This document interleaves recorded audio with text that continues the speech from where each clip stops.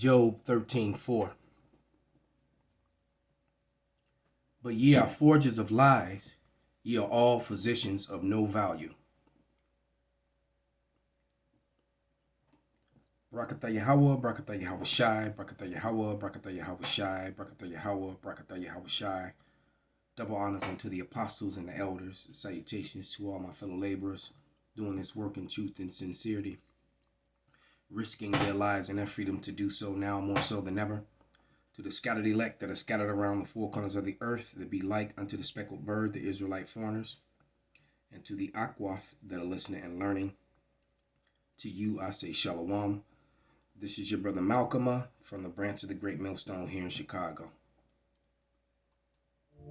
Around the same time that John D. Rockefeller seized U.S. media, he also hijacked U.S. medicine. When it was discovered that drugs could be produced from petroleum, America's top oil mogul ordered his army of propagandists to invert reality accordingly. Medicines used for thousands of years were suddenly classified as alternative, while the new, petroleum-based, highly addictive, and patentable drugs were declared the gold standard. After buying a German pharmaceutical company that manufactured chemicals of war for Adolf Hitler, Rockefeller leveraged his political influence by pressing Congress to declare natural healing modalities unscientific quackery.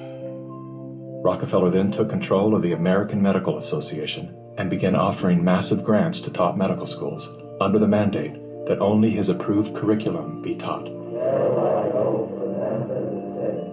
Any mention of the healing powers of herbs, plants, and diet was erased from most medical textbooks. Doctors and professors who objected to Rockefeller's plan were crucified by the media, removed from the AMA, and stripped of their license to teach and practice medicine. Those who dared to speak out were arrested and jailed. When evidence began to emerge that petroleum-based medicines were causing cancer, Mr. Rockefeller founded the American Cancer Society, through which he suppressed that information. John D. Rockefeller is duly credited as the founder of the pharmaceutical industry, and the reason that medical error is currently the third leading cause of death in America. This is not an indictment against doctors. More than anyone, they are under the stranglehold of the single largest lobbying power in Washington. Every year, the pharmaceutical industry spends at least twice the amount as big oil to influence laws, policies, and public perception. Thanks to Mr. Rockefeller, the architect of American monopolies, no industry has more power over our lives than Big Pharma.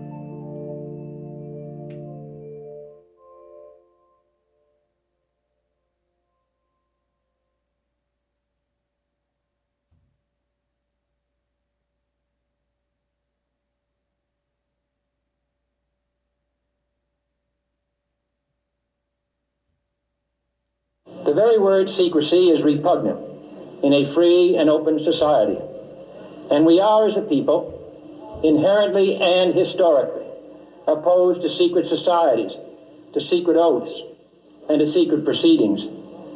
We decided long ago that the dangers of excessive and unwarranted concealment of pertinent facts far outweighed the dangers which are cited to justify it. Today, no war has been declared, and however fierce the struggle may be, it may never be declared in the traditional fashion. Our way of life is under attack. Those who make themselves our enemy are advancing around the globe. The survival of our friends is in danger, and yet no war has been declared. No borders have been crossed by marching troops. No missiles have been fired. If the press is awaiting a declaration of war before it imposes the self-discipline of combat conditions, then I can only say that no war ever posed a greater threat to our security. If you are awaiting a finding of clear and present danger, then I can only say that the danger has never been more clear, and its presence has never been more imminent. It requires a change in outlook, a change in tactics, a change in missions by the government, by the people, by every businessman or labor leader, and by every newspaper. For we are opposed around the world by a monolithic and ruthless conspiracy that relies primarily on covert means for expanding its sphere of influence, on infiltration instead of invasion, on subversion instead of elections, on intimidation instead of free choice, on guerrillas by night instead of armies by day. It is a system which has conscripted vast human and material resources into the building of a tightly knit, highly efficient machine that combines military, diplomatic, intelligence, economic, scientific, and political operations. Its preparations are concealed, not published. Its mistakes are buried, not headlined. Its dissenters are silenced, not praised. No expenditure is questioned, no rumor is printed. Jeremiah 49:10. But I have made Esau bare. I have uncovered his secret places, and he shall not be able to hide himself. His seed is spoiled, his brethren, his neighbor, and he is not.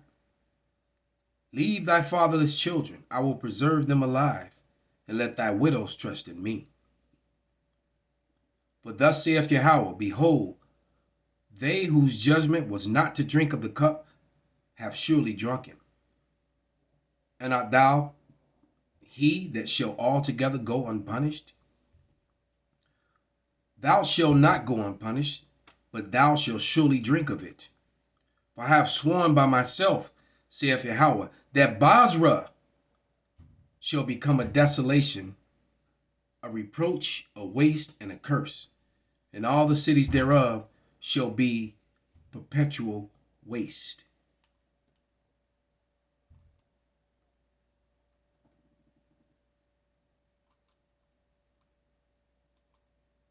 Today, people who are still actually anti-science, a whole movement called the anti-vaxxers, who refuse to acknowledge the evidence that vaccinations have eradicated smallpox and who, by their prejudices, are actually endangering the very children they want to protect.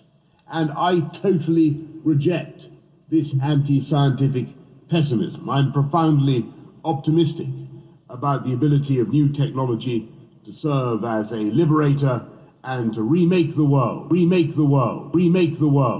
wondrously and benignly. Indeed, in countless respects, technology is already doing just that. Nanotechnology, I mentioned earlier, revolutionizing medicine by designing robots a fraction of the size of a red blood cell, capable of swimming through our bodies, dispensing medicine and attacking malignant cells like some Star Wars armada. Neural interface technology is producing a new generation of cochlear implants, I think, of new tools that we acquired, but over which we, the human race, had the advantage, which we controlled. And that is not necessarily the case in the digital age. You may keep your secrets from your friends, from your parents, your children, your doctor, even your personal trainer, but it takes real effort to conceal your thoughts from Google. And if that is true today, in future, there may be nowhere to hide.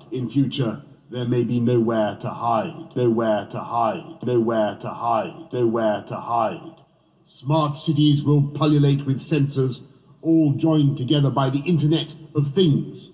Bollards communing invisibly with lampposts. But this technology could also be used to keep every citizen under round-the-clock surveillance. 1 Timothy 6:20. O Timothy, keep that which is committed to thy trust, avoiding profane and vain babblings and oppositions of science, falsely so called.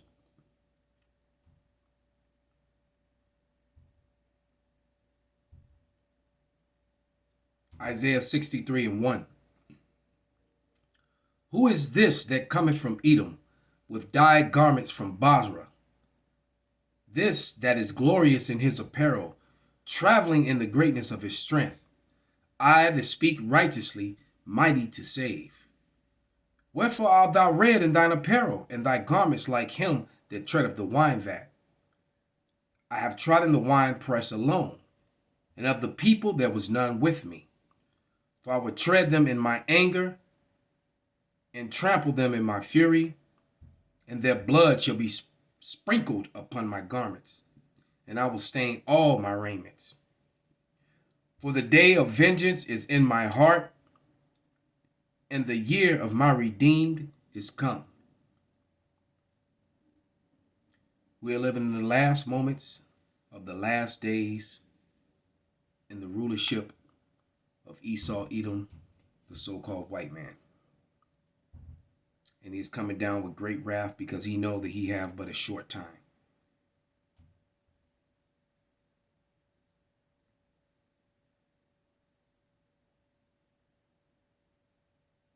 Revelation 2 and 10. Fear none of those things which thou shalt suffer. Behold, the devil, that's a deceiver, shall cast some of you into prison, that ye may be tried, and ye shall have tribulation 10 days. Be thou faithful unto death, and I will give thee a crown of life. Call halal Yahweh B'Shem Abishai B'Shem Rakak B'Dash Wa Abba Babal Kwam Yasharallah.